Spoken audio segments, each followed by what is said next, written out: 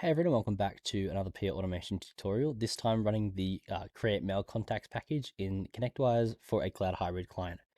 So we can see that we go and search for our automation. Let me get it right, hit contacts. We can see there is an option to create new contacts.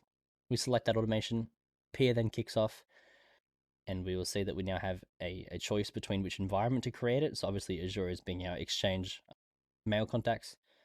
So then we go through and we have a create contacts form, which we will enter our display name and the external email address. So let me just go ahead and input this.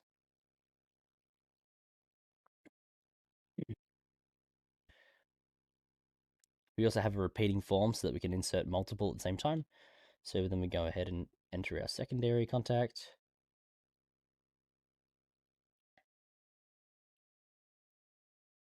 And then we go down and we enter our third.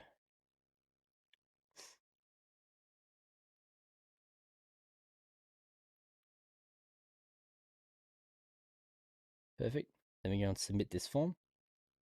People then go through and validate these emails in Exchange as we are obviously creating these in Exchange to make sure there's no duplicates or that the actual syntax of the email is correct.